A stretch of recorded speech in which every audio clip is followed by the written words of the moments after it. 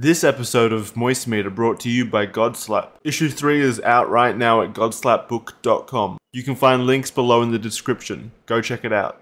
Initiating moisture.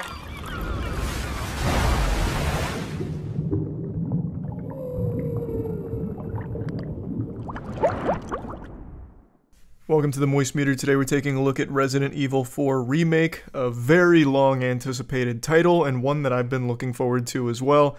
I think these Resident Evil remakes have been absolutely phenomenal. In fact, the second one is my favorite in the entire franchise. So, big shoes to fill here, though I do want to say Resident Evil 3 Remake is definitely the stinkiest of the bunch, but not because the game itself is bad, it's just like a 40-minute game. It's like playing a demo on the Xbox Live Marketplace. That game was criminally short. But aside from that blemish, they've been absolutely crushing this, so I had high expectations of number 4, and I'm happy to say that they were met. I didn't remember beating the original Resident Evil 4. I know I played it a few times, but I don't think I ever actually beat it. My brain was too small as a young toddler. I couldn't quite figure out how to complete the game, I guess, because I really didn't remember shit that happened past like the midpoint of number 4 here. So a lot of this was kind of just fresh and new to me, which I really appreciated. So I can't really compare a lot of what happens in the remake to the original, though I can say all of the quality of life improvements, such as all of the gameplay changes, are beyond welcomed. I accept those with open arms and a smile on my face. The gameplay in Resident Evil 4 Remake is super smooth and extremely fun. I think this is by far the best combat the franchise has ever had. Everything is silky smooth like my ass with powder on it. Everything works really well, flows nicely, and it's even pretty punishing. Even on standard mode, if you make a mistake, you will get slapped. Especially when there's like 2 or 3 enemies nearby. They'll lunge at you, they'll fucking dodge your shit like they're seeing into the future. It's pretty refreshing that it's not just like baby easy even when you just play through on normal. I know hardcore is absolutely like the ideal way to play, but I just kind of wanted to relax and enjoy the experience, which I did. So I played through my first playthrough on standard, and I had a great time doing it. The combat never got old, and it was always fun to strategize around like what kind of build I wanted to run, even though that's not the right word for it, because you don't really make a build. It's just deciding what you want to pour all your money into for upgrades. So I did the classic Red 9, so I boosted the fuck out of the Red 9, and then I did rifle and knife. And that's kind of what I ran with for the majority of the game.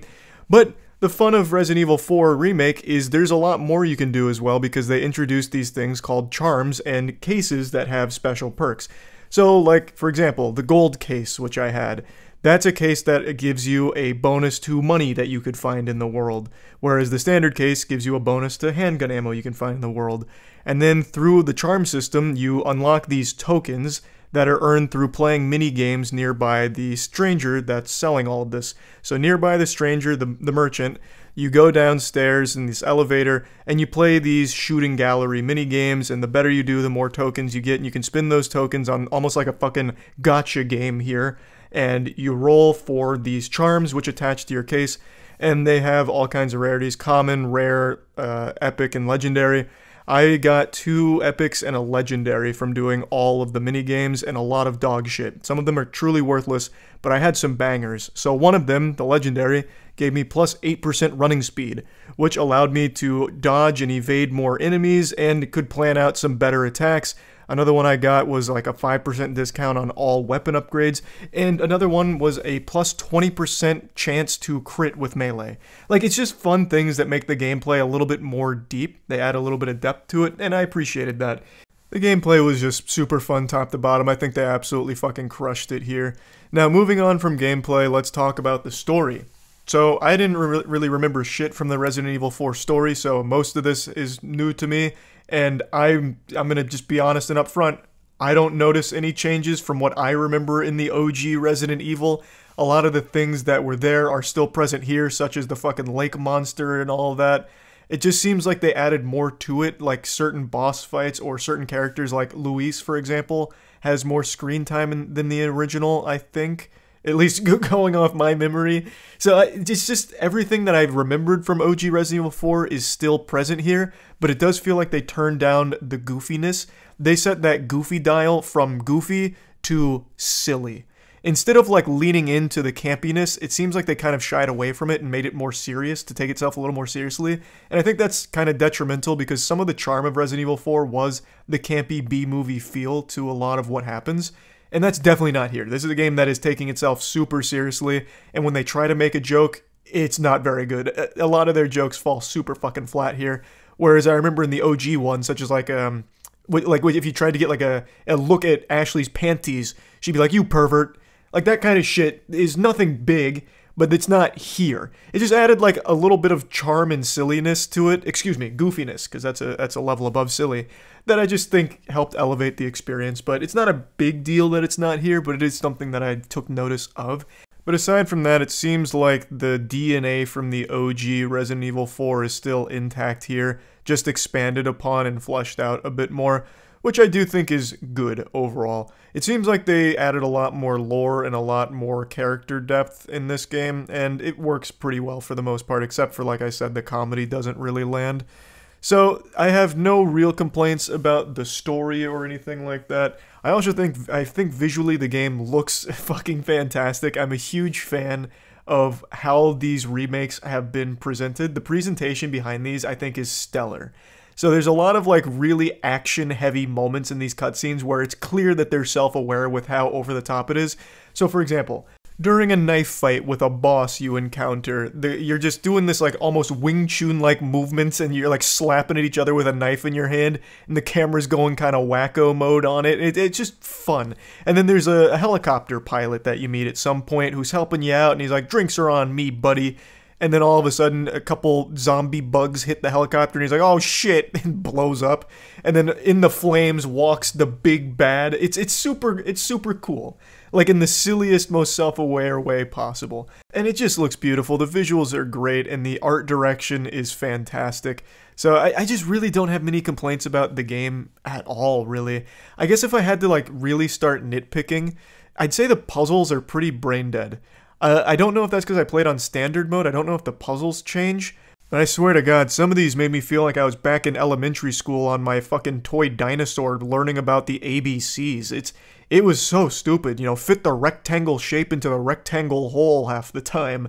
So I don't really know why even bother putting those puzzles there in the first place when they're that simple.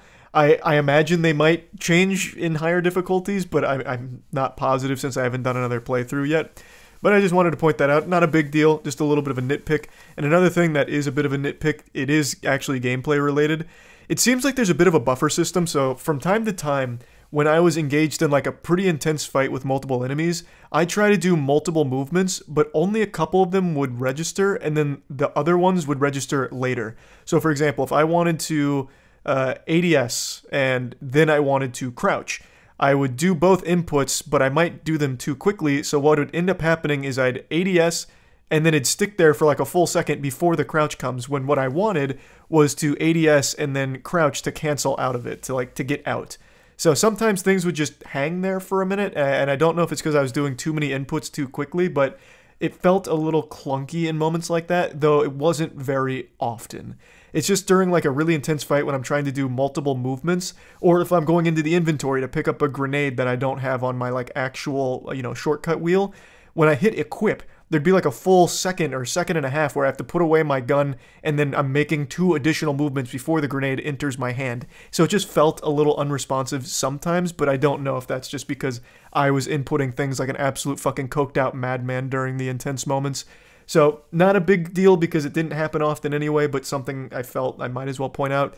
Overall, though, I just don't have many real complaints for Resident Evil 4 Remake. I really enjoyed pretty much every single minute of it. Plugging it into the moist meter, I'm giving it a nice clean 90%. I fucking loved it. I think they did another great job here. And this is a much longer game. This is like, I think it took me 12, 13 hours to beat, something like that. So this does not suffer from the same problem Resident Evil 3 Remake had, where it was too short. This one feels just right, and there's even more content coming to it pretty soon, as I understand it. Plus, multiple playthroughs and, unlimited ammo shit to strive for, charms. There's just a lot of replayability to it, so very, very satisfied with Resident Evil 4 Remake, and yeah, that's about it. As most of you know, we started our own comic book series called God Slap.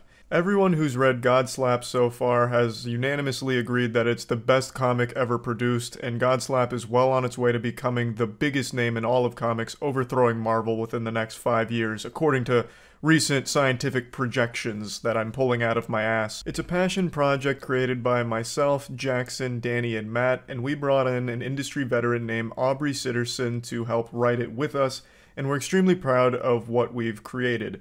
Issue 1 and 2 are already out, and Issue 3 came out today, as of right now. Issue 3 is available at godslapbook.com, and per usual, this is the standard cover, but we also have 2 limited edition variants, which will only exist until they're sold out, and then they'll never be reprinted. So they're available at godslapbook.com. Initiating moisture.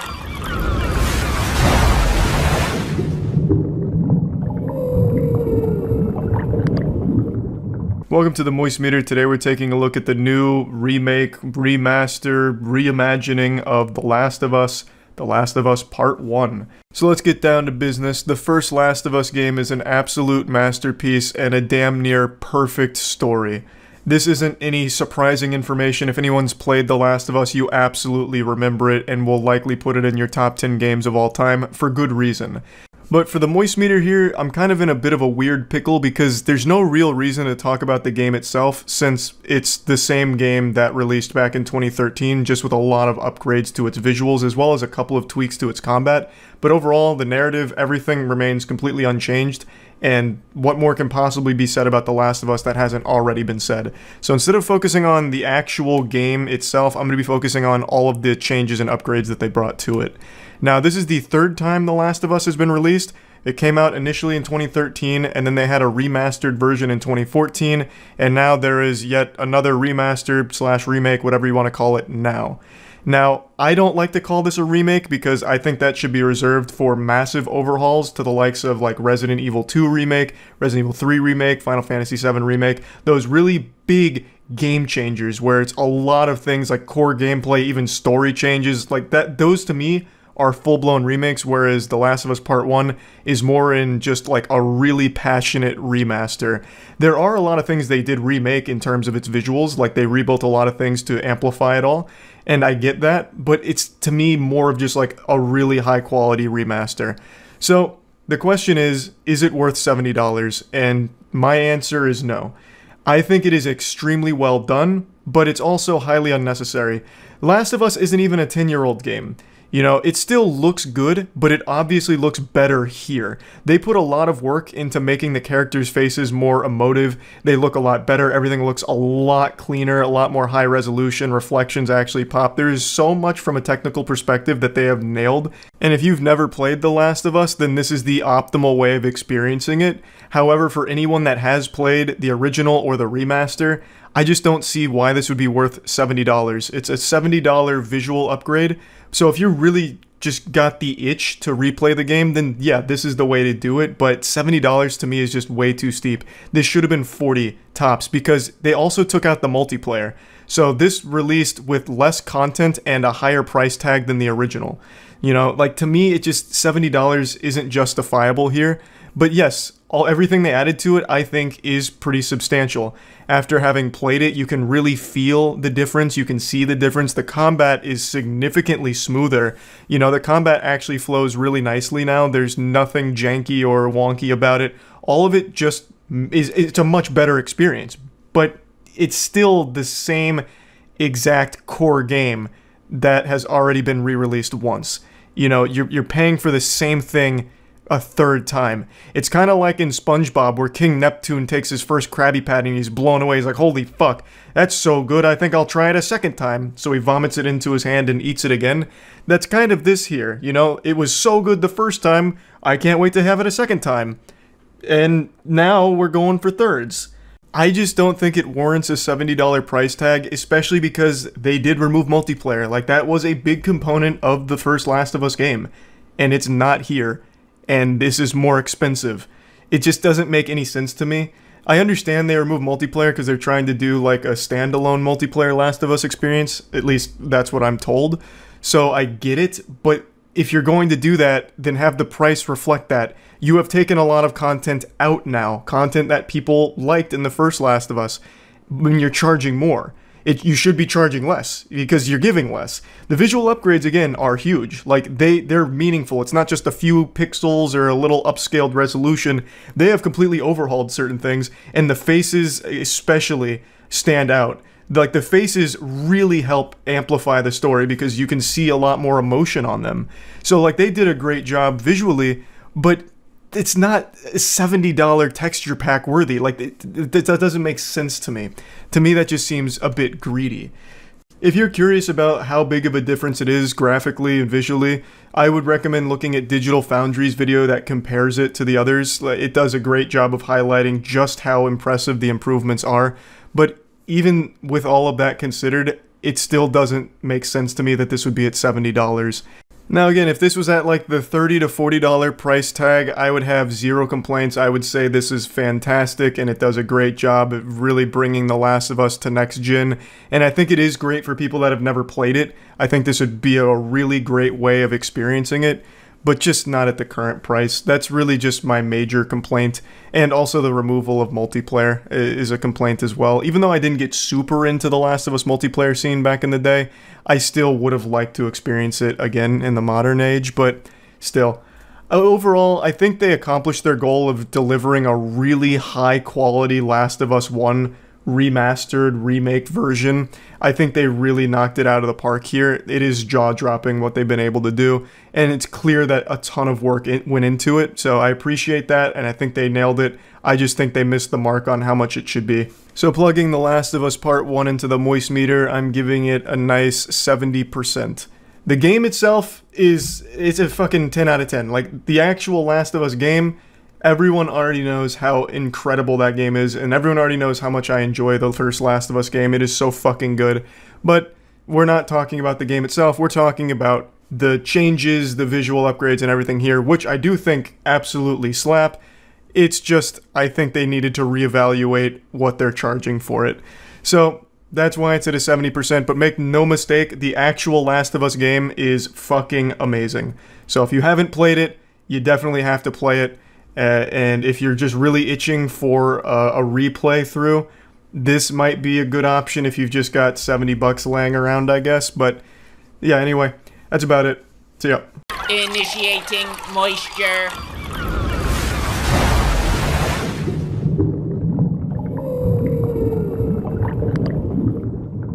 Welcome to the Moist Meter. Today we're taking a look at Pokemon Legends Arceus. I'll go ahead and put my meat on the table right away. I think the Pokemon games for the last 6 or 7 years have been really lazy. Brilliant Diamond and Shining Pearl, a blatant disrespectful cash grab, and Sword and Shield to me is the worst the series has ever been. I was, however, very excited for this game because for the first time in what feels like 20 years, Game Freak has finally tried something different with the Pokemon formula. They didn't just go into the office, hit Control-C, Control-V, copy and paste like they have been. They finally did try to, at the very least, change it up a bit, and I very much appreciate that. However, with that being said, this game has a lot of glaring issues and problems that hold it back from being a great game. So let's just go ahead and get into it. I want to get all my compliments out of the way right now, the things I like about the game. I like that it's finally changing things up. It's a more open world experience now. It is a third-person perspective where you really feel like you contribute to the Pokemon adventure. In the boss fights, you directly fight the bosses with your Pokemon. You throw bombs to calm them down and then weaken them to summon your Pokemon to fight them. Or you could forego using Pokemon entirely. I went full Pokemon list for my boss runs because I actually found it to be more fun and actually faster to just kill it with bombs. And yeah, I really like that. I like that there's actual boss fights in here that have real mechanics to them. Sometimes you get like almost a bullet hell experience, but for Weenie Hut Jr. level, but it's still enjoyable. You get a dodge that has iframes on it, you throw bombs at it, and it just feels like you actually get to participate with your Pokemon instead of just sending them out there to get their ass beat on your behalf. So I enjoyed that quite a bit, and I do love the idea of being able to explore the world freely and capture Pokemon at your own whim and research them. I think it's a great idea and concept, just the execution wasn't quite there for this one. I feel like if Game Freak tries to refine this formula going forward, they can really find something super special with the concept. I think it lends itself really well, and it's something I know fans have been wanting for a long time because it's fun. To explore a world inhabited by Pokemon, seeing them interacting with each other is something that people really want, and unfortunately it's just not fully realized in this game. Instead, in this game, all the Pokemon are like fucking statues that just stand in the grass, and then if they see you, they jog at you a little bit. So it just doesn't really feel like they're even really alive. It's just these soulless husks that just exist for you to research and catch. But the idea is there. This is supposed to be compliments, and I already just fucking tossed in a complaint. My apologies for that, but I really do love the concept of this game, and I know if they don't just abandon this formula, they can make something truly special out of it going forward. There's also a lot of quality of life changes they added to this game that I think really improve the overall experience, such as being able to change moves on the fly, being able to go to camps to craft and create new Pokeballs, and everything's just a lot more streamlined, and it makes the experience more fast-paced when you actually get out to things.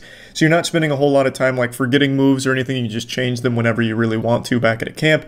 And you can even learn some other moves from a trainer. I also do love the addition of the strong versus agile style, which switches up the both power of an attack if you go strong, as well as the speed of an attack if you go agile, and it changes up the order and the strategy. So yeah, overall, I feel like they added a lot of things here that really made the game better. It's not fully fleshed out. So let's go ahead and get into the complaints now, the things that are, I think, objectively wrong with this game that even the most diehard of fans will agree with me on. The open world, while great in theory, is extremely bland and empty in this game. It looks like this is the Pokemon world after it just experienced 3 nuclear winters. Everything is so barren and lifeless. The Pokemon that inhabit it, you can only ever see like 3 at any given time because the draw distance is such dog shit, and all they do is stand there waiting for you to throw a Pokeball at them or ask them to battle with you. It really feels like I'm playing Fallout Pokemon Edition. It is just so empty and dead. In the art direction, this is of course what everyone critiques. It's bad because the game just doesn't look good. Yes, I understand it's a Nintendo Switch. It's silly to expect like next-gen graphics, fucking 4K, ultra chakra vibrating, surround sound, visuals that'll melt your goddamn eyes and make you come. I get that you can't expect that from the Switch because it even struggles to play fucking mobile games half the time. But there is so much you can do with good art direction if they only tried. Look at Breath of the Wild. Breath of the Wild is a beautiful game, and it's because of how much time and effort they put into the visuals of it with its art. Not necessarily like incredible graphic fidelity and using state-of-the-art NASA computer chips to make the graphics really fucking sing to your soul. They just used really smart, clever art direction, art style. Pokemon Legends of Arceus, it feels like they're using Unity stock assets half the time. Like, just look at the water. The water in this game is worse than Nintendo 64 water. They didn't try at all. And the lava, when you do get to the point where you go to a volcano, I guess spoiler alert, the lava, like, moves sometimes. Like, most of the time when it's supposed to be, like, flowing lava down the volcano, it just stops, and it just stays there. It's like they're using JPEGs that they're moving around in Photoshop. It is very lazily done when it comes to its visuals. They did the absolute bare minimum, and every single zone in this game is identical to the first zone. The actual zones don't switch up other than just having snow on the ground sometimes, or where they're placing their water. Everything else is the same. The exact same terrain that you keep exploring, the only difference is the Pokemon that inhabit it. However, even though the world is super empty and lifeless, I do enjoy exploring it with the mounts that you get. I don't want to spoil what they are, but you do get something akin to a horse where you can gallop around and it's fast, you can fly around, and you can climb pretty much anything in the game. So I do like the freedom to explore. Exploring was always enjoyable and very fast. It wasn't like it was a tedious process to get around, and I appreciated that. But what I didn't appreciate was the game spitting in my mouth with the research system. That shit just felt like I was getting a wedgie or like getting a fucking swirly in the high school locker room. I hated it. It was fucking grueling. And you have to get a certain amount of stars in the research system to progress the main story. But basically, in a nutshell, the research system is catch more Pokemon, battle more Pokemon, you get more research points, and then as you do that, you can get stars back at the Jubilife Village. And as a concept, I think it's a good idea because that's fun. However, they have you doing very specific things in order to farm that research. So it's not just catching and it's not just battling. You have to battle them using certain types, you have to see them using certain moves, and you have to defeat them in certain ways or at certain times, and it just made it such a chore. Like I said, I think the idea is there, it's just so basic and so not fun in the game right now. And that's how I feel about a lot of the game. The ideas are there. The potential is there. It's just Game Freak didn't have the talent to get it right on their first try. And I guess there's no real shame in that, since it's the first time they've really branched out from their same formula, like their fucking 20-year-old patented forbidden jutsu Krabby Patty secret formula. So they've been living in that home for so long, I guess it's to be expected that they couldn't really nail something new on their first try. But it's definitely not cooked enough. This is still pretty raw. The research system could be fun, probably will be in the future if they ever attempt this again, but right now I just found it to be the most unfun part about the game, because you had to research the Pokemon in order to progress in the main line. And let me tell you, the main quest line is horrible. The story is so trash even by Pokemon standards. I really wouldn't be surprised if this was written by the director's illiterate 4-year-old or something. Like, it is so bafflingly silly, nothing even connects, it's barely even coherent. By the end of the game, you're scratching your head wondering what the fuck is happening and why. Because all of a sudden things just start... I'm not going to spoil anything, actually. Scratch that, it's bad. The writing is terrible even by Pokemon standards, but I do appreciate that Game Freak wanted to deliver a powerful narrative. They did try and set up like a big, epic, the world's in peril and you're the only one that can save us. You're the chosen one from a different dimension. A fucking time-traveling Pokemon whispering guru, please save us. And of course it's Pokemon, you're not really expecting to get some kind of like the Homer's Odyssey kind of writing. You know, of course it was going to be like mainly for kids, but that doesn't mean it had to be shit. And trust me, it is shit. Dog shit. It is a load of ass, and it is so insultingly long in their cutscenes. And the cutscenes aren't even animated, it's just characters standing looking at each other with text boxes popping up. They didn't even bother to animate until the very end of the game. Everything else is just, it looks like a kid playing with action figures, and then text boxes. It's fucking horrible. And it is so much of text boxes and just characters staring. I hated it. But I like the idea of making a big Pokemon story out of it instead of the same generic, defeat the Elite Four, become the champion, yeehaw, woo, and that's it. I like that they tried something different there, but man, they did not do a good job. And another thing I see everyone mention, especially while I was streaming this game, is the lack of voice acting. I don't know what anyone was expecting. I guess everyone was doing fucking meth this week. There was definitely not a single thought that went through Game Freak's mind like, huh, maybe we should have voice acting. They were never going to spend that much money on that. For some reason, even though Pokemon is the most profitable franchise of all time by a wide margin, literally the most money ever made by a franchise ever, for some reason their games have the lowest budget imaginable for AAA standards. It feels super cheaply made. It feels like they're afraid to allocate a big budget for their titles because they know it's going to sell no matter what, just because it's Pokemon. This game could have been nothing but a Google image of Rule 34 Pikachu, just his fat cock and balls, just one static image, and it still would have sold millions of copies. So it's not surprising there's no voice acting in this, and absolutely if there was, it would have helped the game, because the game's basically a visual novel when it comes to its story. It is very, very much just a full-blown visual novel, so if there was voice acting, it would have made it significantly less boring, because my god, I was actually falling asleep multiple times on stream going through the story missions. It was so mind-numbingly boring. Holy shit, I can't even begin to describe it. So yeah, voice acting would have helped, but there was never a chance that was going to enter into this game. I don't know why they're so afraid to go the extra mile for the Pokemon franchise games, but it is what it is. Game Freak just doesn't go that hard into making them something great. Hopefully they will, because I do think they put more effort into this title than they have in a long time. I feel like they really tried to get experimental and innovate, and to a certain level I think they succeeded in certain aspects of the game, but it's just not all there yet. The ingredients are there, but the recipe is borrowed from the worst food blog on the planet. They just need to refine it a bit more and make something delicious out of it. I think it can be something good in the future if they attempt this formula again, but right now, it's just not great. But I did overall enjoy my time with it, and I'm excited, more so now than ever, for the next Pokemon game to see where they go with it. I would be really disappointed if they went back to the same formula that they've had for the last 20 years. That would really be sad. But I'm optimistic they'll at least keep trying new things now. Another thing I'd like to point out about the game that I feel is a massive shortcoming is the side quests. I do think as a concept the side quests are nice. They could have been fun, and there are a couple fun ones, like there's one that guarantees you a shiny Ponyta. I enjoyed that. But overall, all the side quests are the same. You just go out, You catch a Pokemon, you catch 5 Pokemon, or you defeat a Pokemon, and you go back to the village, and that's it. That's where the story ends. It's very bare bones, very generic, not a whole lot of thought given there. But again, that's one of those things where it's, hey, could be better. So plugging Pokemon Legends Arceus into the Moist Meter, I'm giving it a 60%. Like I said, I did enjoy it significantly more than Sword and Shield, Brilliant Diamond, Shining Pearl, and I do think it's the right step for the Pokemon franchise. They're definitely going in the right direction. They just need a little more time to make something great, and I think this was a good prototype for that, I suppose, but it doesn't make the game any more fun. It's just now I can finally see some forward progress for what I considered to be a pretty stale franchise for its games. So yeah, overall, of course, you know, it doesn't look like a great game visually or anything. Yes, Pokemon Gale of Darkness for the GameCube looks about as good as this game, and that game came out over 15 years ago. I understand all of the critiques, and I do agree with the majority of them, but it's hard not to at least be excited that they're finally trying new things.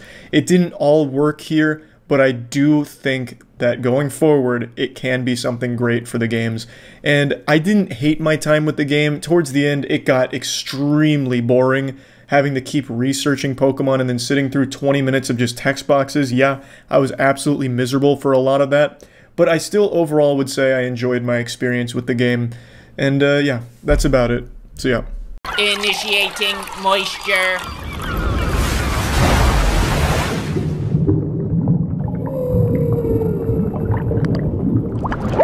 Welcome to the Moist Meter. Today we're taking a look at Resident Evil 8 Village. I'm a huge fan of RE7, recently replayed the game start to finish on stream, and loved it even more the second time around. So I was excited for this new game, and I want to make this clear right now. I'm just going to drop my trousers and immediately hit you with the truth.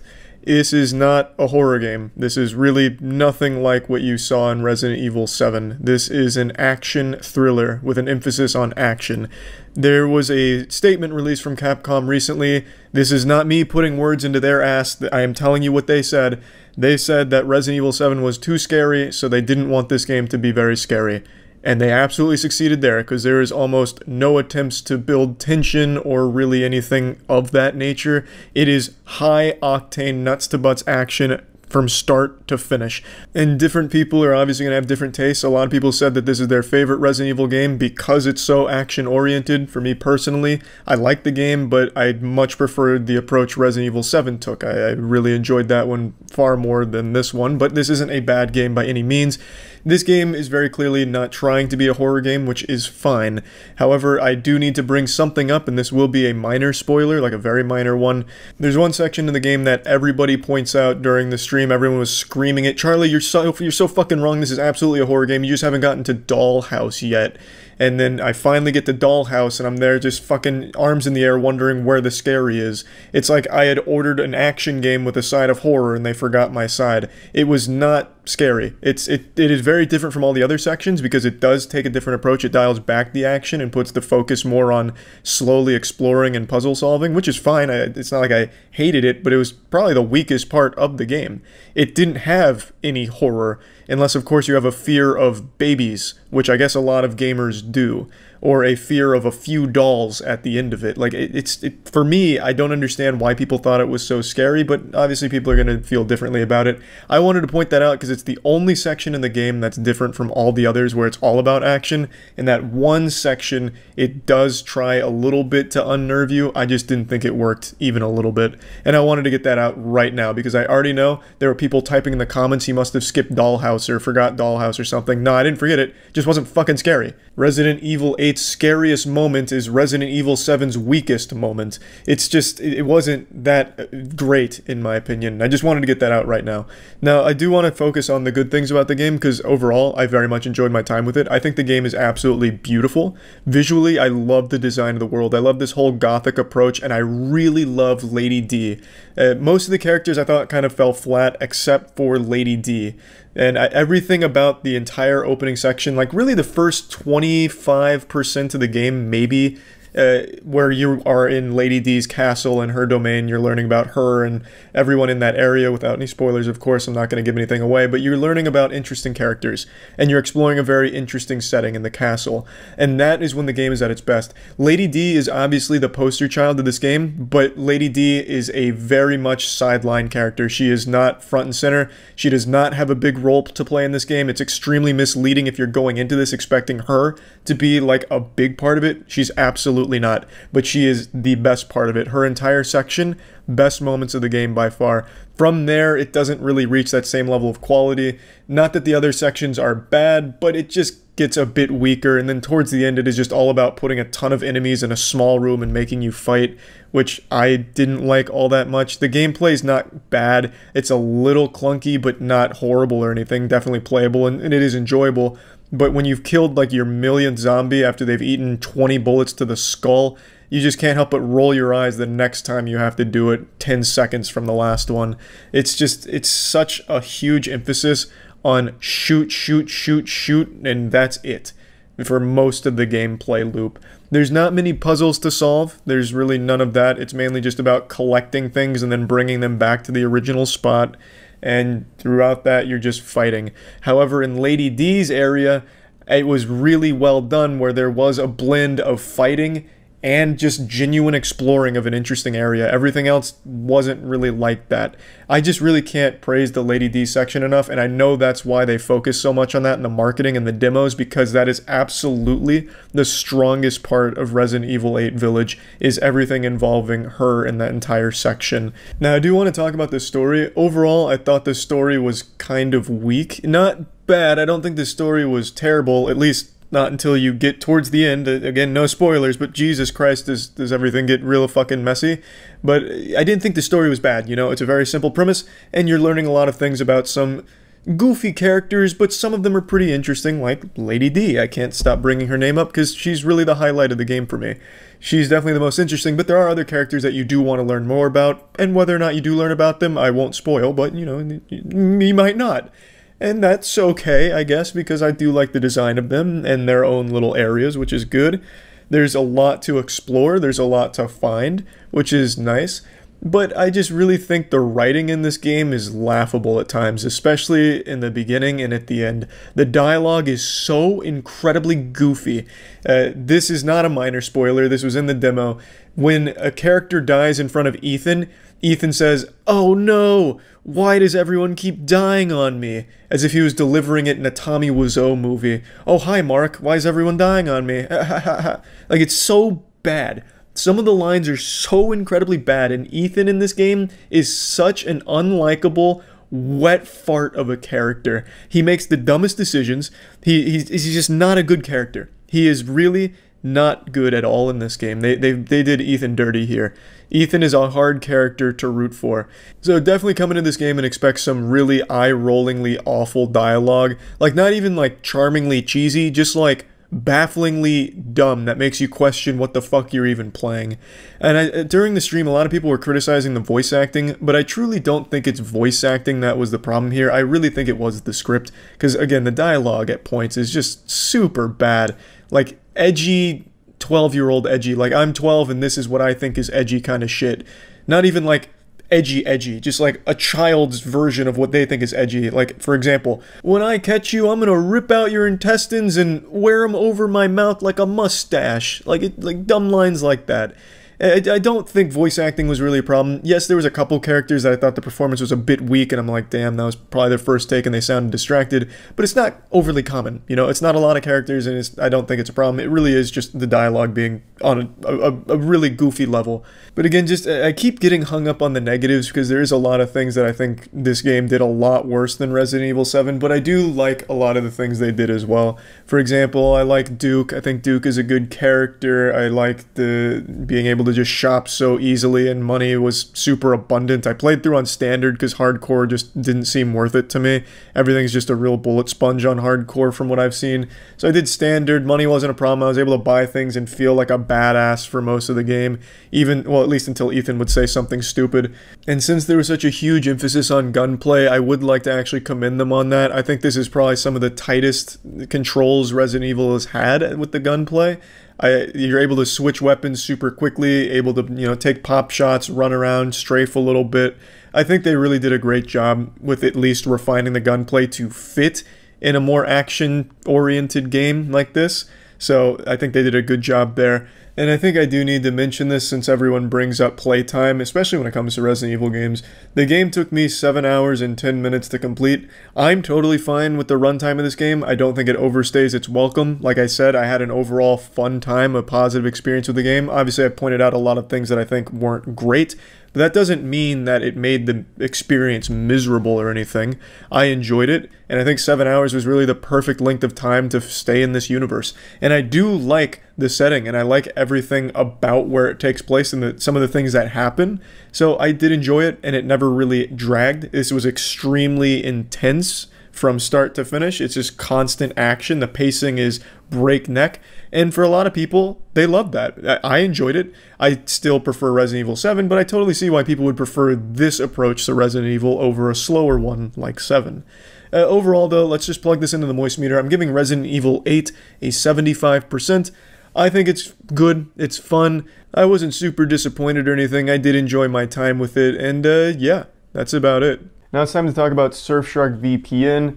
Having a VPN in this day and age is extremely important, just for general safety, privacy, good practice. There's no reason to be sharing your data with companies or prying eyes. There's just absolutely no reason for it. We're not cavemen. We have the technology to stay safe around the internet, and Surfshark VPN offers a very strong VPN to help with that. They have numerous features that are extremely helpful, such as the whitelister, which allows specific apps and websites to bypass the VPN, which is great for mobile banking. They also allow you to connect Surfshark VPN to unlimited devices, so you can use this on pretty much everything that you could imagine and protect as many devices as you'd like all at once.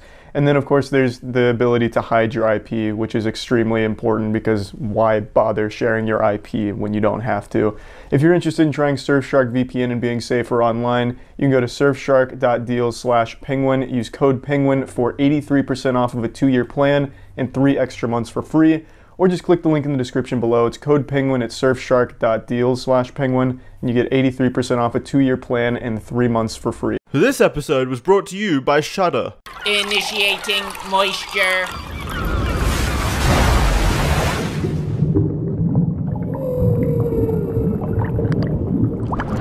Welcome to the Moist Meter. Today we're taking a look at Cyberpunk 2077, the most hyped video game I've ever seen. The hype for this game would have you believe that it was going to change gaming forever. Even before anyone ever picked up the game, they were talking about how it was going to usher in an era of peace and progress for the human species and revolutionize our medical industry in the real world and give us wetter dreams. The hype for this game was an absolute curse for the final product. No matter what CD Projekt Red delivered, it could be the best video game ever made. It was still going to disappoint people who put these incredible, unrealistic expectations on it. But now that the game is finally out, the question begs to be asked, does it live up to the hype? Has gaming truly evolved? Have we entered this new, enlightened era for our species thanks to Cyberpunk 2077? God bless Cyberpunk 2077? The answer is no. This game never stood a chance at reaching those expectations, but that's not to say the game is bad. In fact, it's a good game. I'd even go as far as to call it a very good game. But there's a lot of problems with it, the biggest, of course, being its performance. I have to talk about that right away.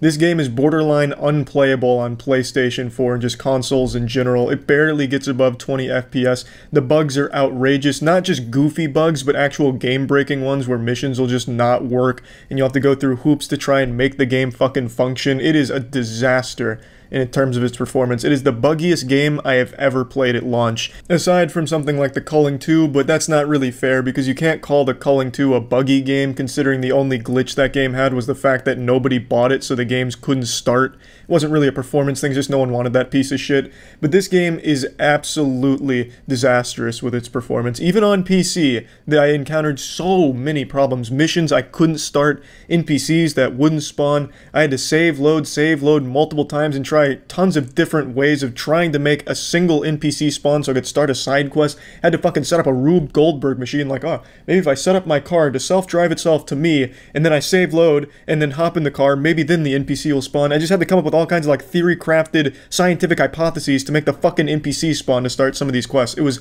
really frustrating. There's a genuine problem with this game and its performance. It doesn't really run that well. Even on like the best settings on the best PC, you're still going to have FPS drops. You're still going to encounter so many glitches. It's crazy. I am actually shocked at the state that this game is in on launch. Now, that aside, let's actually talk about the game once you can actually play it. It's good. I do like it. I think the narrative is great. I think most of the characters are very well written and very interesting. I absolutely love the world. The universe here in Cyberpunk 2077 is not only visually breathtaking and one of the best looking games I've ever seen in terms of its graphics and its art style and just visuals in general, but it just feels alive. As you're exploring Night City, you're going to encounter a ton of different shit, people asking for help. You know, there's a dude out there who's burnt his dick trying to get a dick augmentation, so now you have to drive him to the clinic so he can repair his penis before it burns itself off. There's just so much to do, and there's just so many things to encounter and just explore in the world. It really does feel alive. It's not like you're just wandering around a barren wasteland with no one in it, nothing to do, and just putting fingers up your asshole as you wait for the next side quest or main quest. There's just tons of tiny things you can do around the world, and I really appreciate that. The universe, the world, it is absolutely 10 out of 10 in that department. Great. The game is beautiful to look at. The design choices are great. I love the aesthetic of the game. I can't talk enough about how much I enjoyed that. And to complement all of it, you have great soundtrack. Every fucking song in this game is a banger. It really is. I didn't hear a single song that came on that I was like, damn, that shit is stinky. It's not good. I was always like, fuck, turn that shit up. I don't care if I get DMCA'd on Twitch. That's a great fucking song right there. The soundtrack in this game is so good. The score is great. They crushed it in that department as well. But now, we're going to get on to some of the things that I think are a bit of a shortcoming for it, even aside from just the massive glaring problems with performance. I think the gunplay is super stiff.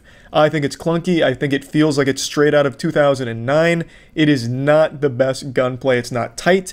It's very floaty. I just didn't really find myself liking the gunplay that much. And the guns themselves I think are cool and pretty imaginative, but the main differences between guns are just stat changes. You'll get different categories of weapons, but it doesn't really change that much because every weapon kind of functions the same. And throughout my playthrough, I played on hard, and I never really encountered any times where I was like, damn, I need to mix and match my guns here to suit the enemies I'm facing. You basically just choose whatever gun has the highest damage output as just base DPS, instead of like, oh, I'm going up against robots, I should look for electrical damage elementals or anything. You never have to worry about that. You just choose whatever has the highest number like a fucking caveman. So I didn't like the gunplay. It didn't feel that great. There are a lot of options when approaching combat, such as hacking. You can scan enemies and quick hack them, which can do things like overheat them or turn off their eyesight for a second or make them forget they're in combat, which is all pretty cool, but it's just a novelty. It doesn't really do much to help you. It's kind of pointless because in the time it takes to hack them, you could have just killed them with a gun or melee. I spent the majority of the game going through a melee build. I went for max coolness. There's a lot of perks and a lot of attribute points that you allocate in the game, and I went for the coolness category, which involves stealth and something called cold-blooded, which is passives that you stack up to give you other bonuses. I didn't really use stealth. Stealth was pretty boring, but the cold-blooded was pretty cool, and it worked really well with my melee build, so I went through the whole game just going absolutely just straight fucking wild on him. I had an electric baton and I just started one-shotting some of the big bosses towards the end and just bending cheeks over and putting both fists in their asshole. Melee build was pretty fucking great, and coupling my good weapons and good perks with good cyberware augments. Cyberware is another thing that you can be upgrading your character with, which is things that you'll find out in the world and from Ripper docs where you can add them to your character. That'll give you things like a double jump if you put that on your legs. It can give you other things like gorilla arms and mono wire, all kinds of different things that kind of change the way your character plays. And I do like cyberware a lot. But when it comes to the actual perks, I think a lot of the perks are really uninspired. It's just flat percentage increases. There's a few that do change how some of the things function fundamentally, but for the most part, the perks that you're getting are just percentage increases, which is a little boring. I would have liked to see a little more creativity from some of the perks instead of just, hey, putting a point in here gives you 5% bonus damage with blunt weapons. I would have liked to just see a couple other things that would change it up a bit. But there's so many things you can put points into. I understand that would just be also unrealistic to ask of them, so it's not a huge complaint, just a little nitpick there. I do like how much there is that you can play around with. There's a lot of things you can find. You can upgrade your weapons through finding crafting materials in the world, going to vending machines, scrapping some soda cans, get some parts, upgrade your weapons. Like, you're going to be doing a lot of min-maxing if you care about a really great build and just being overpowered fucking badass, traveling the Night City.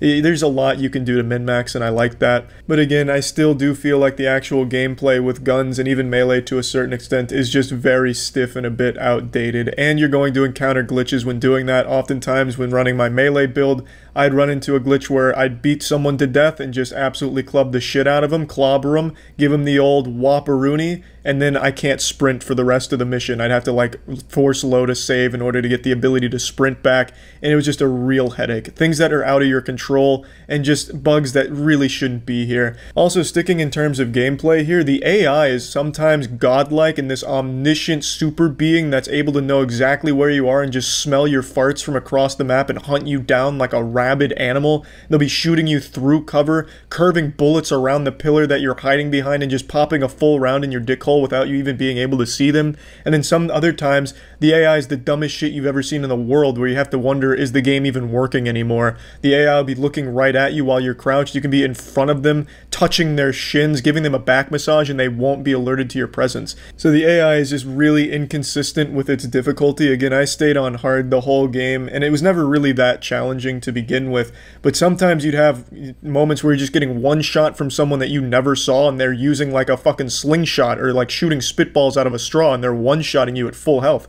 And then other times you can take 1,000,000 bullets because they're like stormtroopers and can't hit you, or they just don't even fucking see you because they're just standing there on patrol with their eyes closed. It was just all over the place with its difficulty. So the gameplay really is probably one of the weakest parts about the game, of course, putting aside performance issues. Now, let's talk about the length of the game, because I see that being a complaint for a lot of people. 8 years for only 15-20 hours, ridiculous shit like that. The main missions, I finished the game in roughly 30-ish hours in total, and I did quite a few side missions, but I'd say the main missions probably did take me around like 18 hours or something like that. And the main missions were very good. It's a lot of dialogue, and for a lot of people that's a big turnoff all of a sudden, or at least they pretend it is. I remember when everyone was losing their fucking minds over how perfect Red Dead Redemption 2 is, and I'd say that had far more scenes of just dialogue than this game has. So I don't know why that's a complaint all of a sudden, but keep in mind, yes, the main missions have a lot of dialogue, it's a lot of exposition, but I think it's all good. I think it's all well written. When it's not glitching out, because oftentimes during these fucking cutscenes and during the dialogue, you'll have people shouting 1,000,000 lines at you because the dialogue's overlapping, so you have 9 conversations going when you're trying to get the fucking narrative fed to you, so you have no idea what's going on, so you have to reload in order to get the actual lines delivered at the right time, as opposed to 9 lines overlapping. So, but again, that's just another fucking bug in this game that happens way too often. When you're actually getting the narrative, though, I think it's good, it's well written, it's engaging, the story's good, the plot's nice, and the ending that I got, I thought it was a happy ending. I got a very happy ending, but it was a bit weak. There were a lot of things that were unresolved, and from what I saw of the other endings, none of the endings are all that great. Which isn't the biggest deal in the world, because the whole journey there is good, and I really liked it, especially Johnny Silverhand, and I see a lot of people calling out Keanu Reeves' acting, and admittedly, a lot of times it is flat. Like when he's supposed to be angry, he doesn't really sound angry, but it's Keanu Reeves, and I think it's still a very good performance for the most part, because it makes you care about the character, and I just like Keanu Reeves. I can't say anything fucking bad about Keanu Reeves. I still liked it, and Johnny Silverhand still is a cool character, but anyway, I keep getting off topic. The narrative is good. The main missions are good, but mostly dialogue. You will be just mainly experiencing dialogue when doing main missions, and yes, there is about 18 hours worth. The real meat of the game comes from the side quests and the side jobs and all the other missions that aren't with the main. This is where most of your character development is going to happen. This is where most of your bonding with the characters is going to happen. And this is also where some things can play into the ending. For example, I did a side quest line that allowed me to access some certain things in the ending that I wouldn't have been able to otherwise. So I think the side missions are probably the best part of the game. I found those to be extremely high quality, very interesting, and really got me to understand more about this very interesting cast of characters. So I think the side quests are spectacular, and there's a lot more action in those. It isn't just shooting once every 30 minutes in between dialogue. There's a lot more going on in the side quest than I'd say go on in the main quest in terms of action and shit. But I don't think it's a short game. I don't know why people are criticizing it. There's so much content here. There's a lot of meat in here. And especially if you care about min-maxing, there's so many cyberware augments and perks that you're going to want to access and points you want to put in certain places. Like, there's a lot. There is a lot of juice in this juice box. So I don't know where everyone's saying 8 years for like no content. I don't know where that's coming from. They clearly haven't played it or didn't really care to, actually play most of it. They just beelined the main story and did it on easy mode, game journalist mode, because it is not a short game. It really isn't. And overall, I'd say it is a good game, but I wouldn't call this a great game. I enjoyed my time with it. I didn't have crazy expectations of it going in. This is right around what I was expecting, so I was happy. In fact, this is better than I was expecting, so I was pleasantly surprised, to be honest.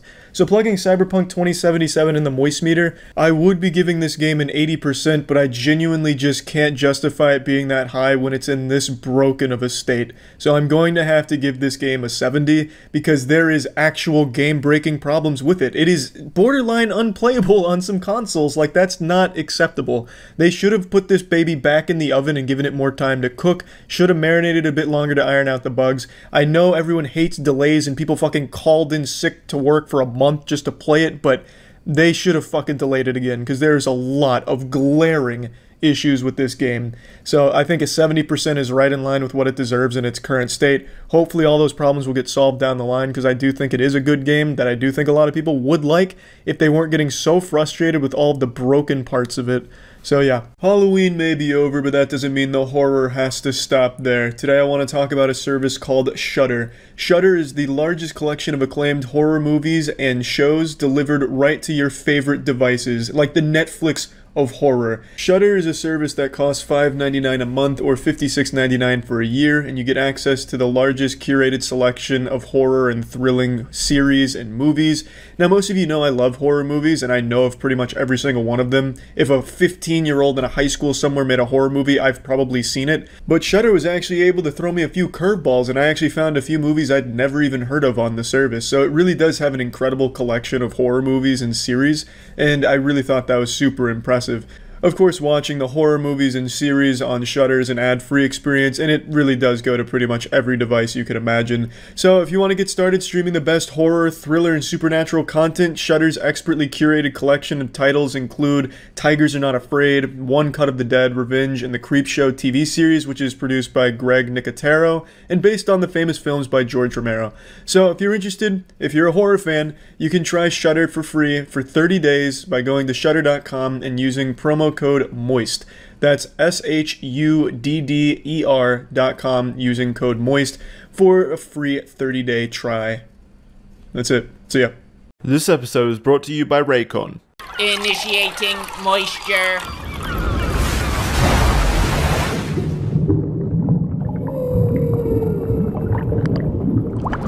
Welcome to the Moist Meter. Today we're taking a look at the new Yakuza game, Yakuza Like a Dragon. So, I'm not the most seasoned veteran when it comes to this franchise. The only one I really played through was Song of Life. But I really like that game, and I really fucking loved this one. I'm gonna go ahead and rip the band-aid off right now and pull my pants down to hit you with the truth. I haven't even beaten this game yet while I'm moist metering it, which is a world first for the prestigious moist meter. Typically, I'll go start to finish through every game that we moist meter, but this one I'm making an exception just because I love it so much. I wanted to moist meter it right now. There is so much content in this game, it would make your titties spin, and I'm doing pretty much all of it. I've done every side quest so far because the side quests are really interesting, the characters are interesting, and the writing is so good. And this is one of the rare games that actually makes me laugh. I don't think comedy really lands in most video games, but in Yakuza, this shit is straight slapping. A lot of the side quests have some very serious elements to them, but a lot of comedy as well. And I absolutely love doing them, so I've done all of them, not because I want to level up and get stronger or get good gear, but just because I love the storylines and characters in them, and they put a big goofy smile on my face. Like last night I just got a new pound mate that happens to be a crawfish that can help poison the enemies.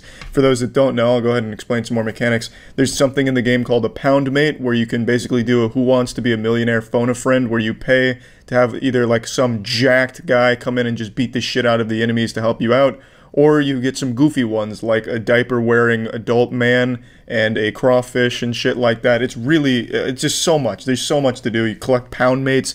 They also have like a Pokemon mini game where every enemy you fight is called a Sujimon, and you get them in the Suji decks, and you get to read about them. It's just, there's so much. I fucking love it. Now, this isn't a game that's going to be for everybody, though. This game is mainly watching cutscenes and reading dialogue.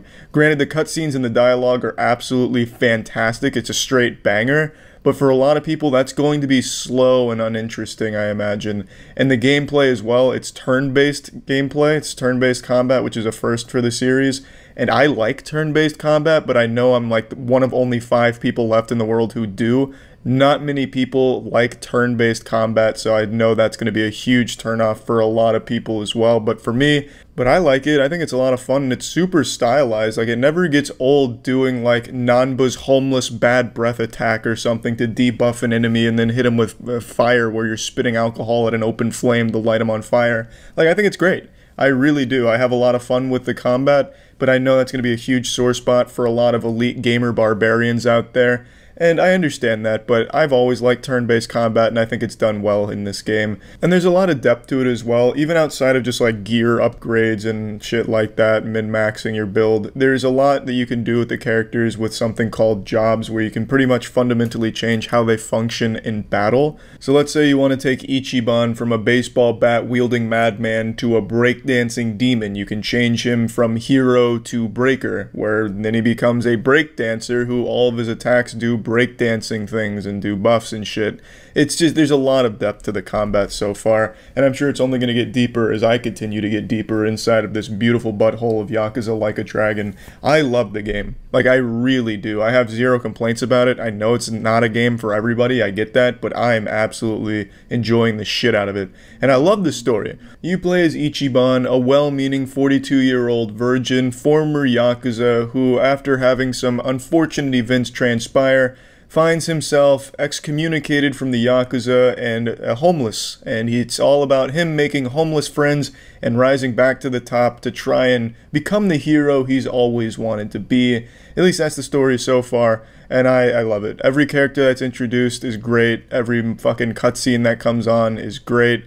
I will say the game's not the best looking. I don't think the cutscenes are going to blow you away with their graphical fidelity and visuals, but they are just so stylized and so fun to watch that I don't think anyone's going to have a huge issue with that, but it's probably worth noting. The only actual complaint I have about this game is going from point A to point B in the world is sometimes extremely tedious because there's so many Sujimon random encounters that you'll fight. So you'll just be walking down a street and you'll get one encounter with 2 homeless people, you beat the shit out of them, then you walk 2 more steps, and then all of a sudden you're getting attacked by a streaker who's flashing his dick and ass in your face, and you have to fight him. And then you take 2 more steps, and then there's a whole mob of people that were sunbathing and punks that you have to fight through. It's just, you get so many encounters. And yeah, you can run away from them, but it's still time consuming and still becomes a bit of a headache because it's just trash mobs that don't even really give you a good reward for just blasting through them. So I just think, like, and I'm sure there's ways to get around it with like a rappel or something, but just right now, that's the only sore spot I have, which isn't even really a big complaint because the combat is still fun. It's just, there's so many fucking random encounters, it gets a little wacky. Now, I'm playing the English dub version, which is going to make a lot of people vomit because I know that there's that superiority complex from the English sub elitists, but I think the dub is great. It's the perfect blend of good voice acting and goofiness. Like, I think the English dub is absolutely fantastic. There's nothing wrong with it at all. But I imagine, yeah, maybe English subs is better, but still, I'm having a good time with the dub. So I'm going to go ahead and plug this into the moist meter now. I'm giving Yakuza Like a Dragon a clean 90%. I really like it. I don't have any complaints about it. I know there's a lot of things about this game that a lot of people won't like, but shit, I fucking love it so far. Every little crevice of this game I'm exploring, I'm putting my finger in every possible orifice of this game's universe. I love everything about it. I really do. No real complaints, but it is a game that's not going to be for everybody. It is a slow burn. There's a lot of times where you're probably just listening to dialogue for upwards of 30 minutes or more. And for me, that's fine because I think it's well written and enjoyable, but for some other people, that's going to be a big fucking turnoff, and I get it. It's that special time of year again. There's a big holiday right around the corner. And what better gift to give someone you care about than the gift of high-quality wireless earbuds? I'm talking Raycon. Raycon earbuds are comfortable, They're easy to set up, convenient, seamless Bluetooth pairing. Raycon wireless earbuds sound just as amazing as the other top audio brands, but coming in at half the price. 6 hours worth of playtime, nice and compact, snug fit. It's great for just staying active because it's nice wireless, it's not going to fall out, it's not going to get in the way. I always use it for working out in particular, and it's just a great gift because it's something that people can use every single day. So if you're interested in getting yourself a pair of Raycon wireless earbuds for this holiday season, you can go to buyraycon.com/moist to get 20% off your order. That's buyraycon.com/moist for 20% off. See ya. Initiating moisture.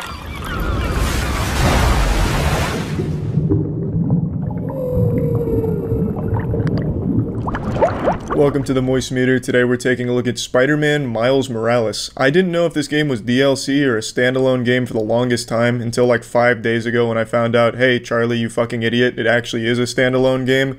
So that was kind of a nice surprise because I liked Spider-Man on the PS4 even though I don't remember shit about the story. I remember really enjoying the combat and just kind of the whole experience. So I was pretty happy to slap back in the butt plug and get back in the action here in this universe. And I have to say, even though it is a standalone game, it felt like I was just playing DLC.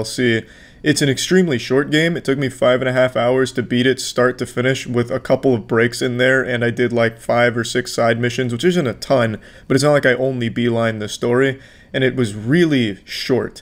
Granted, this isn't a full price game, it's $50, but even still, $50 for the amount of content you get here seems pretty steep. Like, it really does feel like DLC. I remember when this got announced, all the gaming outlets were like, hey, people, don't fucking get too high of expectations. This is DLC, it's not a standalone. And then it turns out it is actually a standalone. So, I mean, it was confusing with the launch, but it really does feel like it was meant to be DLC. I don't know how all the other side missions went because I only did 5 or 6, but they were really uninteresting.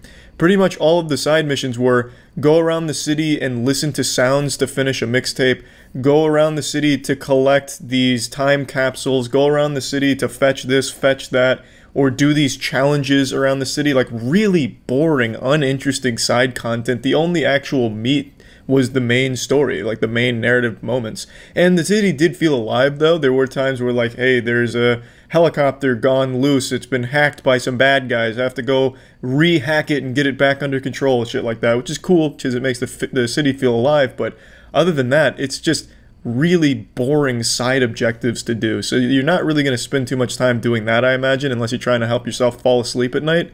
You'll probably just stick on the main story, which there isn't a lot of because it's so short. And I think the length of the story really hurts its narrative. I don't think the game is poorly written. I don't think the characters are poorly written or anything. But because it's so short, everything goes at a breakneck pace. Like, it'll rip your titties off with how quickly this game is moving around. Like, 1 second you're friends with someone, and then 30 seconds later, in the next scene, they're threatening to just rip your fucking face off. They're threatening to murder you. And there's really no build up to that. You never have that emotional investment. For example, when you're faced with a new villain, you're like, oh, who's behind this mask? And then in the next scene, it shows you instantly who's behind that mask. You don't even have 10 minutes to think about it. It just immediately tells you everything and shows you everything because the game is just moving so quick. Because it's a very short game, and I think it really suffers because of that. When there's supposed to be emotional moments in the story, they don't really feel impactful, they don't feel like they have any weight, because you didn't really get to grow with the characters or see them together, interact with them or anything. It's all just super abrupt. And I don't think it's because of bad writing or anything like that, or a shitty script. I really do think it's just because it's such a compact game that they tried to put so much into it that they couldn't quite get all the marks they needed to build up to these things and make them feel important. And it feels like this game was really, really, really meant to just be a DLC appetizer that eventually got spun into a full game. That's definitely what it feels like. Now, the combat, though. The combat is a drastic improvement over Spider-Man PS4. Even though Spider-Man on PS4 had great combat, this is even better, significantly better. I loved the combat. The combat never got old. It was super flashy, super fun.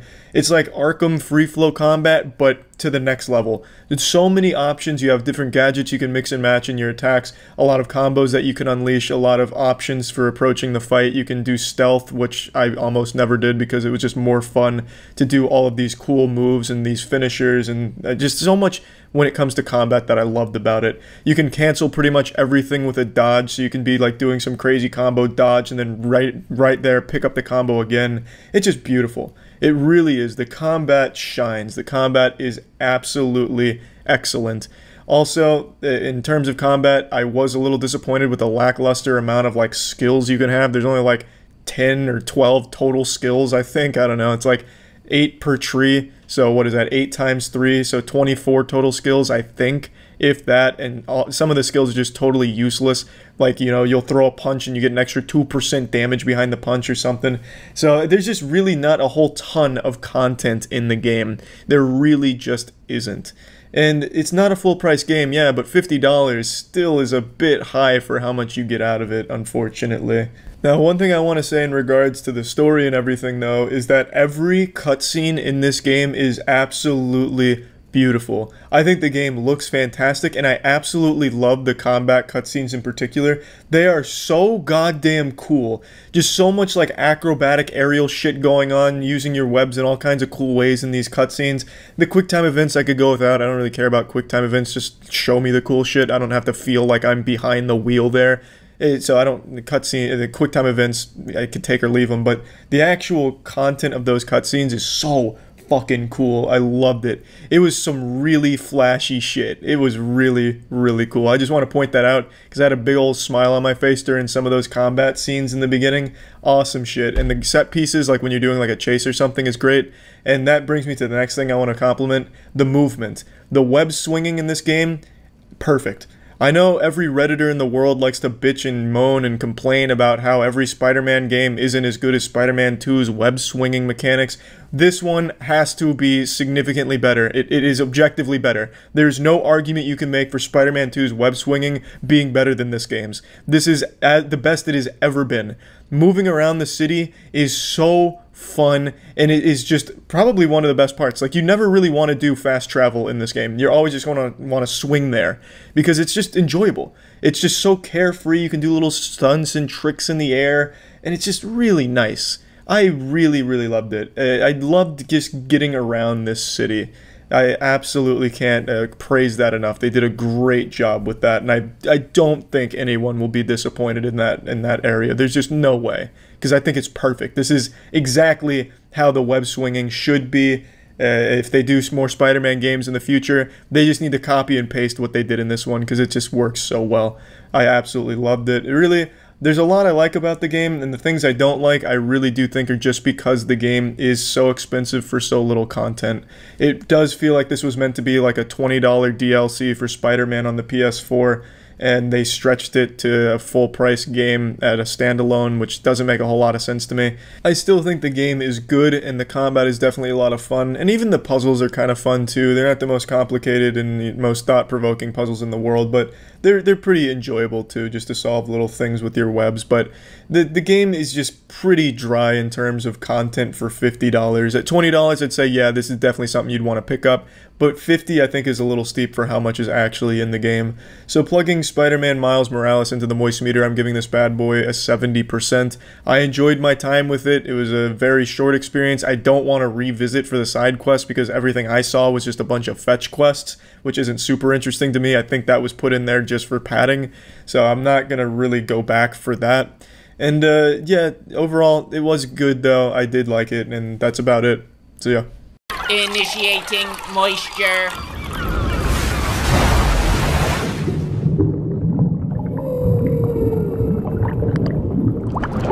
Welcome to the Moist Meter. Today we're taking a look at Demon's Souls Remake, a PlayStation 5 launch title. As many of you know, Souls-like games are my favorite games. It's my favorite genre, and Demon's Souls Remake put a wet spot in my dry trousers. This game was absolutely fantastic.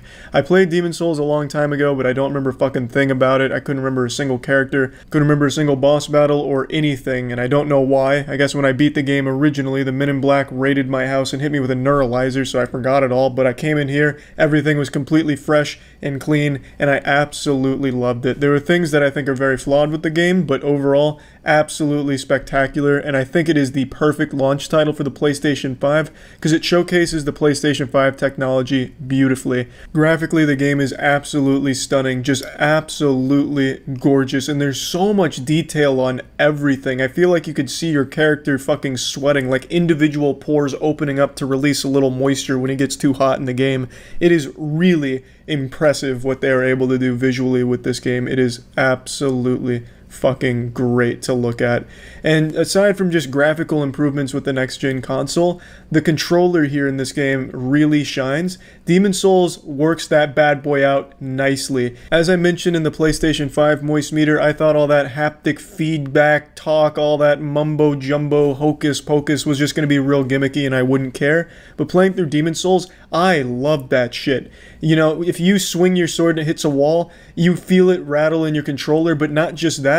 If you hit the wall on the right side, you feel it rattle on the right side of the controller, so it's like different levels of vibration that really just immerses you in the experience and makes you feel like the character in the game. If one of those pussy archers shoots an arrow at you and it sails by your head, just narrowly missing your skull, you can hear it on the controller, just air brushing by you, and you can feel a little rumble on there on the direction that the arrow missed you on. It's really fucking cool technology, and I really thought that it shined in this game. Really, everything Demon's Souls Remake does a great job at showcasing what the PlayStation 5 is capable of.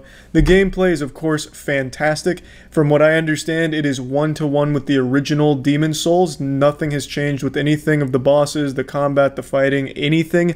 The only changes are quality of life changes, aside from obviously the graphical upgrades, but everything else is completely intact. The only difference being, of course, the artistic changes, and they fix something like the duplication glitch and other like game-breaking bugs like that.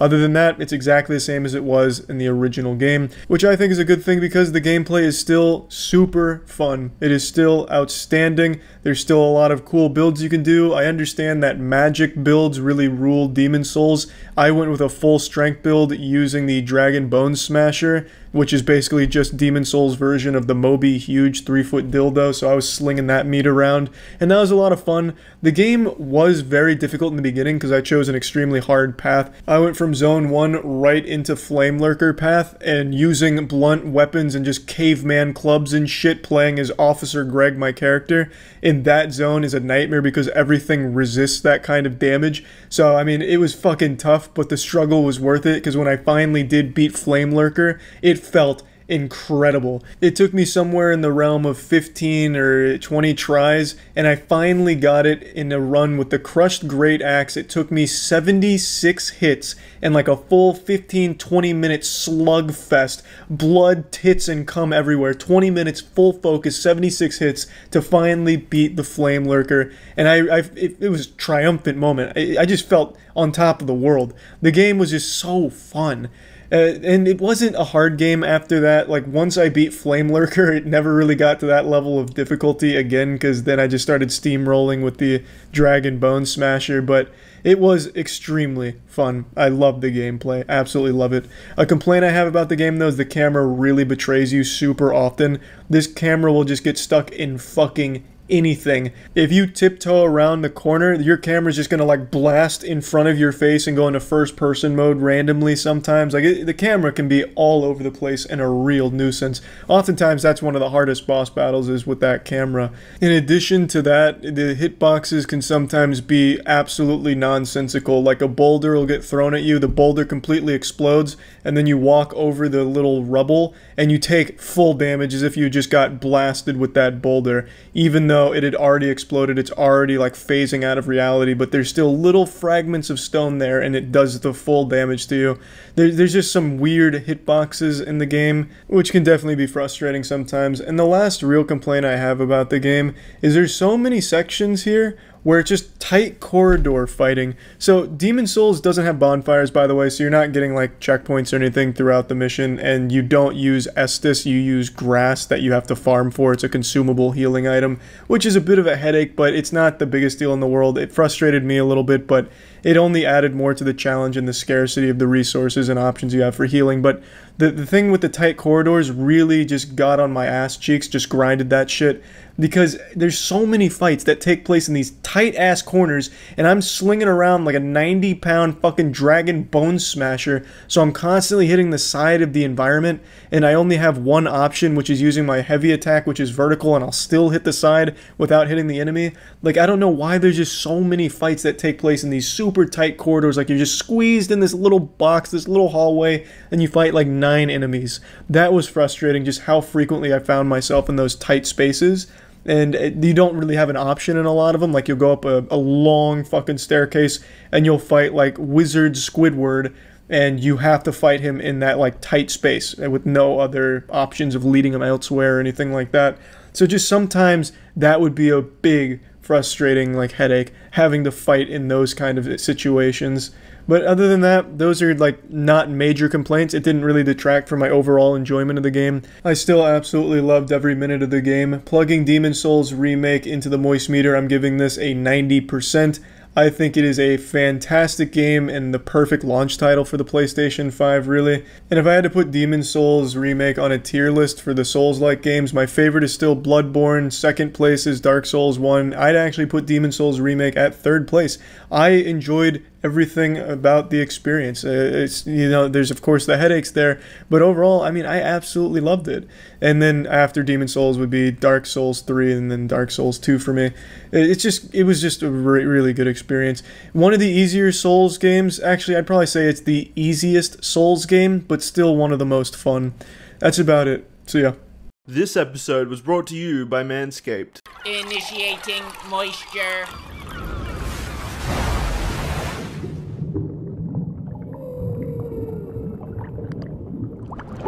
Welcome to the Moist Meter. Today we're taking a look at the Avengers game. So let's just go ahead and spread these cheeks right away. So I want to just get this clear right now. The game is fine. Everything this game has is done well enough to be considered a good game. There's nothing wrong with it. I wouldn't even say this game's lackluster in any one area. But all that being said, I didn't really enjoy my time playing it. Now before you get a superpowered hate boner going, let me go ahead and explain what I mean. So the main thing that I found to be kind of boring was the combat. The combat is serviceable. I'd even say the combat's good in certain cases, but overall it's just extremely repetitive. You're fighting the exact same combination of 3 enemies for the entire duration of the game. Most of the objectives in most of the missions on like side missions and such are just stand on this one plate for like 6 minutes fighting waves. It's just the objectives themselves are fun. The environments are really uninspired. You're never really going anywhere cool or seeing anything cool outside of a couple of really good cutscenes and set pieces in the campaign. And it's just when you're fighting these enemies, it's never really fun. It's just kind of a chore. To me, the combat just feels extremely slow and even a little bit clunky at times. It feels like every character is moving through an invisible layer of thick syrup before they make contact with the enemy. And when you do make contact, it sounds like you just hit them with a wet noodle. The sound design sounds like something out of Looney Tunes, like it's just stock sound effects. There's not like a huge impact or a real satisfying effect or anything. It just seems pretty underwhelming when you do start comboing somebody. Now there is versatility to the combat. There's a lot of ways to mix and match combos and do certain moves and stuff that do make it pretty flashy and cool at times, but overall, it really loses its fun pretty early on. There's multiple skill trees that you drop points into to unlock new moves and different abilities and different ways of approaching fights, but even when you do have almost all of these, it still feels exactly the same as it did within the first hour of gameplay. And some of the boss fights nearly put me to sleep. Like there's this fucking Warbot boss fight where you just go around slapping Vince on its 6 legs and then hitting its eye after you blow up all 6 vents. Meanwhile, the bot doesn't really do anything. It just lets you keep slapping it around, and sometimes it'll lift a leg up like a dog trying to take a piss. It's just really boring fights. A lot of the boss fights are, at least in my opinion. And just overall, this game, it's not, like I said, the game's not bad. I would never consider this a bad game, but it is passionless. I would say that this is a very uninspired game. This feels like some executives just looked at everything popular with a younger demographic, superheroes, Anthem-style mechanics, factions, bounties like from Destiny. But let's put them all in here and kids will love it. Loot system. People love RPG. Let's throw a little primitive loot system in here. And it's all here, and it's all done well enough that it's serviceable, and it's done well enough that it works well, but it's just not fun. It just feels so underwhelming. And the loot system, I think, is at least kind of cool sometimes just because I love min-maxing. But really, overall, even that wasn't super fun for me. Let me just go ahead and get off of the gameplay and such. Let's just keep talking about all the other areas. The narrative is pretty cliche. The narrative's nothing that's gonna have you fucking blown back into your seat, really thinking hard about life or anything like that. And I actually think the narrative's kind of a little goofy, how people are so upset that they have superpowers. Like, what a fucking dumb problem to have. Man, I'm so mad that now I have fucking super godlike powers. If only someone could take these away so I could go back to getting bullied in high school. It's just a real dumb thing to complain about. I feel like if people got superpowers, they wouldn't necessarily be whining about it all the time. So I didn't really like a whole lot of elements of the narrative. But it's not a bad story. It's not terrible. It's very generic, cliche tropes for superhero stories. And it's nothing terrible, you know what I mean? It's not horrible. It's just a little eye-rolling, and the dialogue, the writing is like the cheesiest, most by-the-numbers dialogue ever written. This actually feels like the dialogue was written by an AI that watched every superhero movie ever made, and then just took bits and pieces from each one, line by line, and threw it into this game. The writing feels like it was made in a day, just by copying everything you've heard from everything else. It's just, it's not bad. Again, it's not bad because it works, you know? It's superhero tropes, and it's done well enough where you're like, yep, that makes sense. That about fits here. I will say, though, some of the voice acting feels really phoned in. Like, some of the voice actors they got here, they just feel like they're not even trying at certain points, which I could totally understand because they have the characters talking fucking non-stop. Even if a character's not on screen, you can hear them fucking talking to themselves in another room on your ship. Everyone is always talking at every single second in this game, during combat, during cutscenes, when you're just walking around. Even if a character's dead, they're still talking, like haunting you. There is constant dialogue, so I can understand why some of the voice actors may have got fatigued for some of these lines, but sometimes that'll take you right out of it. Now, there is a multiplayer component to this game, but I don't imagine anyone's going to be losing their shit over it. Is it fun to play with a friend, two superheroes just clapping ass? Yeah, but every game's fun with a friend, and this one's no special exception. This isn't something that's extraordinarily fun with your friends, because it is still doing the exact same tedious chores, but at least now you have a friend to kind of lessen the burden and the boredom of it. So I'm plugging this bad boy into the moist meter now. I'm giving Avengers a 65%. I know with everything I've said that might sound a little high to some people, but again, like I said, I think the game is very well made. I think it is a good game. It's just a game that I really didn't enjoy personally, but I can absolutely see from an objective standpoint that these things work together well enough that a lot of people probably will like it. It's just, for me, the core gameplay loop got so stale so early on, doing the same repetitious, tedious missions, and everything you unlock never really makes you any more powerful. A lot of the loot is kind of interesting, but then a lot of the perks are just pretty samey, and you never really get anything crazy going on with pretty cool builds. It's just, to me, the whole game was just kind of like the most average, okay experience I've ever had. I guarantee in a month I'll probably forget I even played this game or that this game ever even came out. It's just a forgettably average good game. It's just, I don't know, it's just the game is fine. Like, that's like the best thing I can say about it is the game is fine.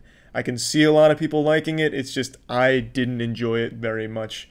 I think the game could have really benefited from having a system in place similar to the Arkham series with free flow combat where things are fucking fast and brutal and just really impactful. But again, there's really nothing negative I can say about the game. It just rode that line of just being so fine that it was just really boring to play.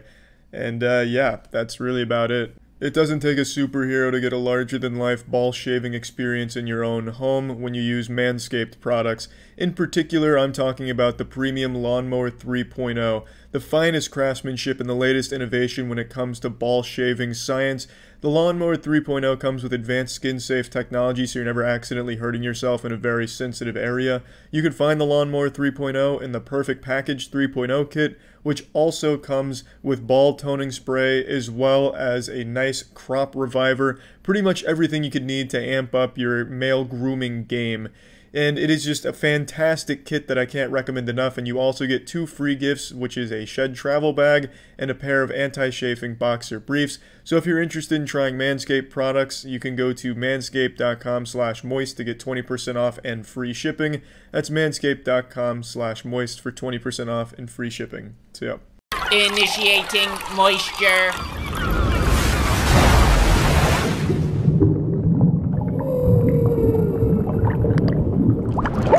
Welcome to the first ever moist meter in progress. It's for Valorant, and the reason why this is in progress is because Valorant is currently in a closed beta where you have to play like a little fucking lottery to get a key through streams, which will touch on everything the good and bad about everything surrounding Valorant here, but I will not be assigning it a score since it is a beta and constantly evolving. So it just wouldn't really be fair to give it a score now when the full game down the line may come out and be totally different from everything I've talked about here. It could look like fucking Borderlands 4. So let's just start with the obvious. The first thing people do for Valorant is write it off as just calling it uninspired and lazy because it very clearly does draw from Counter-Strike and other games like Overwatch with the hero abilities, though I'd more compare it to Paladins, but probably only 15 people play Paladins these days, so that reference doesn't really do anything to give you a comparison, but it very clearly does borrow from a lot of things and try and improve them.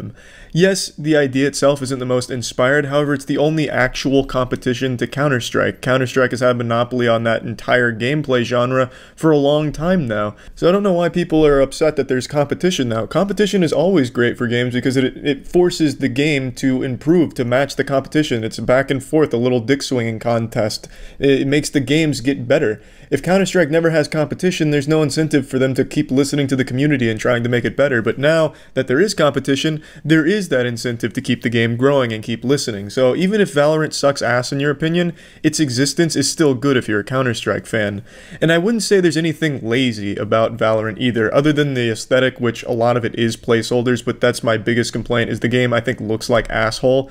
Half of the guns just look like carbon copy clones of each other. It's like impossible to tell what gun's on the ground because they just look the exact same unless you bought skin packs or something. The guns are just gross looking and the environments look bad. I just really don't like the art style. It's this weird blend of Team Fortress 2 and a mobile game that it's not growing on me at all. But the gameplay is where it really shines because I think the gameplay in Valorant is extraordinary. It is so rewarding to get a kill and have that little jingle play when you get your first kill, and it just keeps ramping up into this crescendo. Let's say you get a 3K, 4K, or even an ace. By the time you get that 5th kill, it's like a full little orchestra piece hitting you. It's like in Ocarina of Time when you open a chest and you get that really rewarding jingle. You get that for every kill, so it feels great. The gunplay is extremely tight. The hitboxes are very tight. I haven't had like any issues that I can recall with hit reg or anything like that, and it's just a real joy to play. And it's Counter-Strike that is watered down. Most guns have ADS in Valorant, whereas in Counter-Strike it was only a few.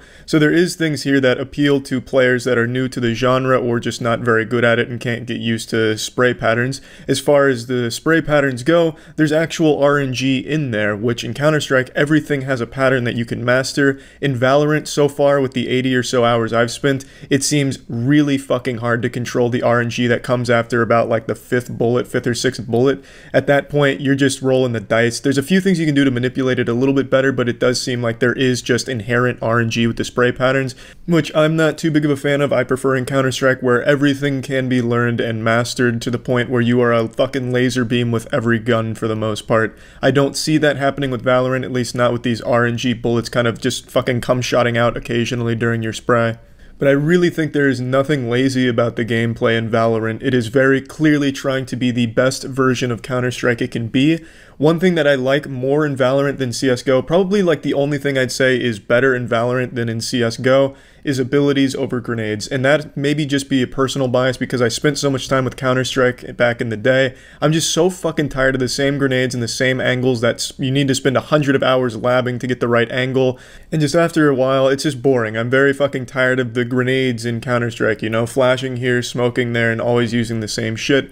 In Valorant, maybe because it's just new, but the abilities feel so fresh with so much versatility, and since there's a bunch of different heroes, agents to choose from, there's a lot of different strategy that can be involved in a team comp. You can mix and match abilities to synergize with one another, and it can always be constantly changing depending on the strategies you want to run. Whereas in Counter-Strike, it is still just these static set of grenades. So I think the abilities offer a lot more fun factor, and in general, a lot more versatility just because there's so much more of it and so much different synergy with each other. That being said, not every agent ability in Valorant is created equal. A lot of them are geared towards just utility. In fact, that all of them, except for one agent, is geared towards utility, Raze.